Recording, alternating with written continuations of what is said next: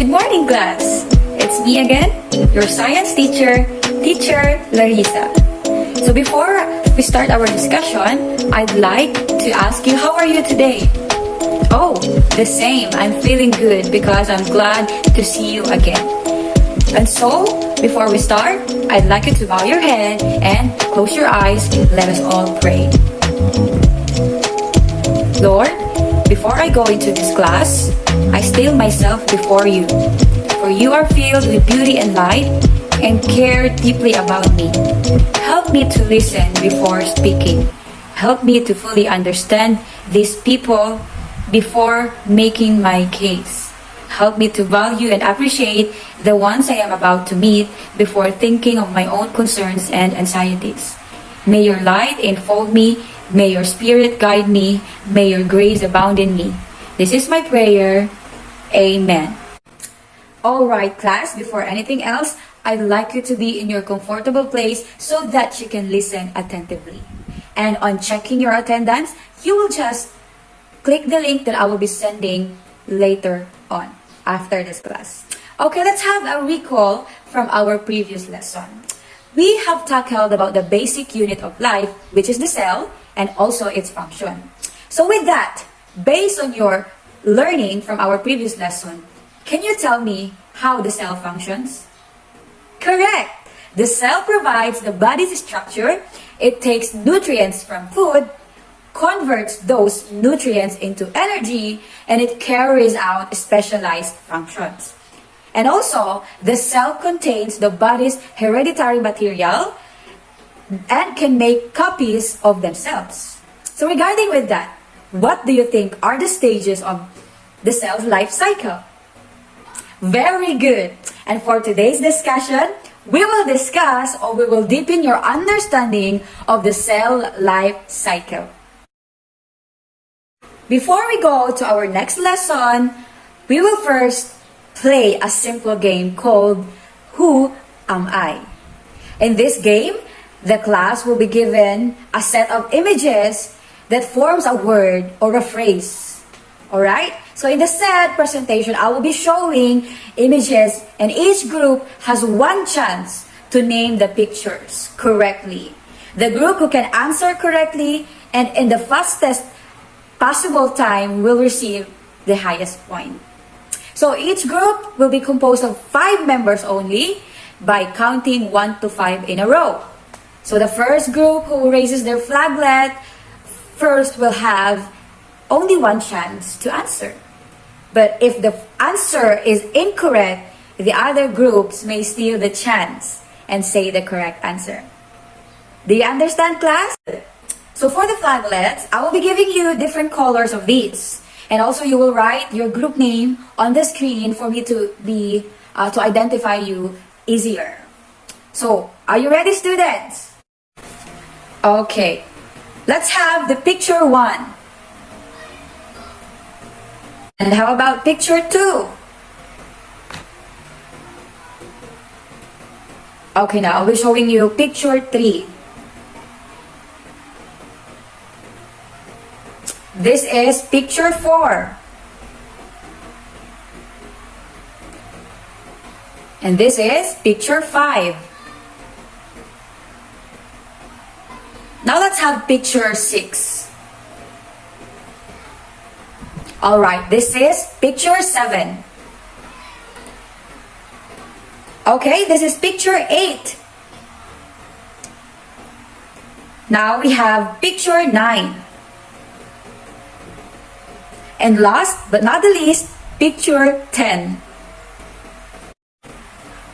Good job, class! Now, what did you notice about the answers in the game?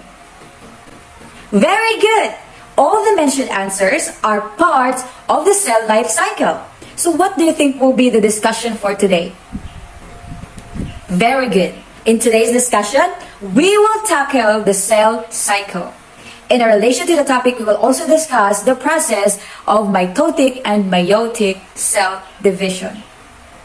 So to provide an initial understanding regarding about our topic for today, have you ever wondered how does a little caterpillar turn into a gorgeous butterfly? Okay, we will watch a video first. So I want you to watch carefully and be reminded of the following question. Is that clear, class? Now, we have seen a caterpillar turning into a gorgeous butterfly. We call it the butterfly life cycle. However, have you ever wondered what is the cell life cycle? So here we'll have the discussion about the cell life cycle.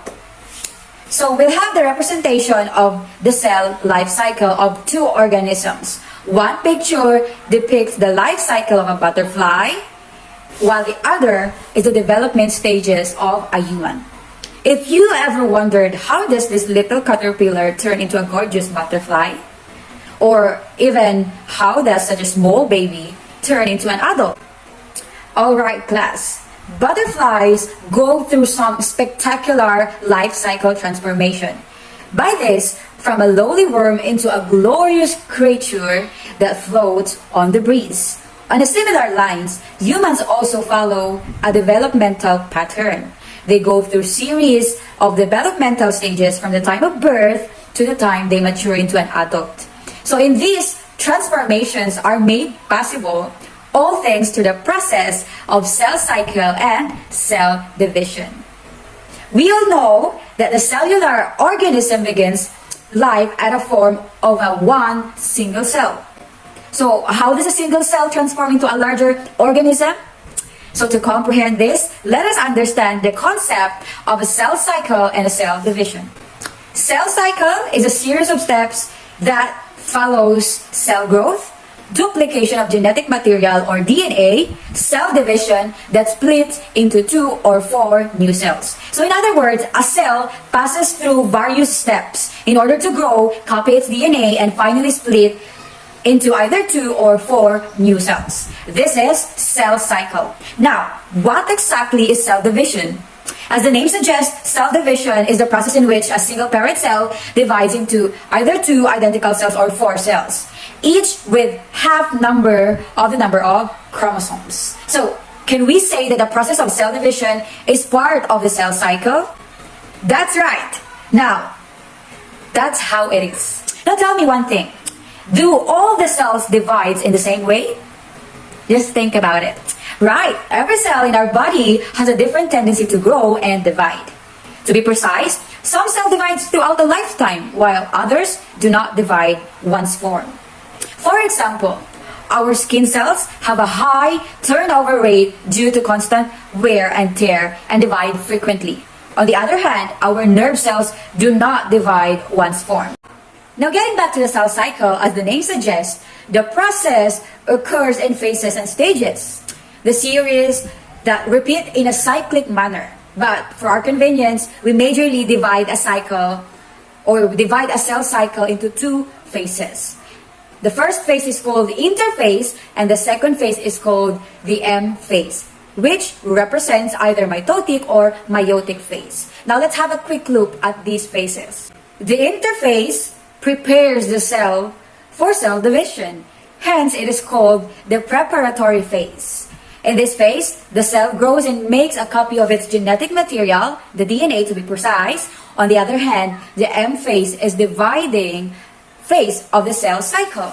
Each carries all the tasks of actual cell division. So after going through a series of steps, that the cell first divides into 2 sets from the nucleus, followed by the division of the cytoplasm. This gives rise to the 2 identical cells, and this process of cell division is called mitosis. So similarly, instead of once, a parent cell divides twice to give 4 daughter cells, each with a half the amount of genetic material compared to the parent cells. This type of cell division is called meiosis, and this one is useful in the production of gametes. Now, will both of the phases, the interphase and the M phase, have the same time duration? Or will one of the phase last longer than the other? If yes, then which phase will need more time? Think about it. Okay, imagine we were to prepare a meal. The actual time required to cook the food is usually less compared to the time we take for preparations. That's right. From getting things from the store to keeping things ready for cooking, we consume a lot of time pre-cooking, and the cell is not an exception. So for the most crucial and challenging task, like division of nucleus followed by cytoplasm, the cell takes a lot of time to prepare for these steps rather than the actual divisions. The interphase lasts much longer compared to the M phase. You'll be astonished to know that the interphase occupies more than 90% of the total time required for one cycle, and the remaining less than 10% of the time is needed for the M phase to get the new cells formed. So all the important functions like growth, duplication of genetic material, synthesis of new compounded organelles, of all these are carried out in the interphase. So class, it is believed that cell takes up approximately 24 hours to complete its one cycle. However, this duration can vary from organism to organism and from one cell type to other. So later at the end of the cycle, the new cells produced can start the same process all over again. That's the reason why it's called a cycle, as it does not follow a linear pathway. Well, this is just an overview of the two major phases of a cycle to know in detail about each phase and the substages in each phase. So now class, let's have our pre-activity. So to provide a deeper and more profound understanding of the cell cycle under M phase, which is mitosis and meiosis cell division, we will have an activity. In this activity, you will be divided into two groups, and each group we will be doing a specific activity about the topic, and will be given 5 minutes to answer the assigned activity. Do you understand, class? Good. So for your group designation, we will use the wheels of name. So class, you can now communicate to your group mates through Google Meet or breakout rooms in Zoom. Alright, for the group 1, you will have the mitotic labeling. So using the idea boards, create a debatable slide presentation showing the mitotic series of cell division. You can also include images that clearly depicts the process of mitosis, cell division, as well as the short but precise description on each phase. And for the group 2, you will have the meiotic labeling. The same direction also, you will use idea boards and you will create debatable slide presentation showing the meiotic series of cell division. And also you can include images and a short but precise description on each phases. And class, don't forget to consider this rubrics. Remember to collaborate ideas to work together to create your activity as well as to complete your activity on time. Is that clear, class? Okay, your 7 minutes starts now. Time is up. Your 7 minutes have already finished.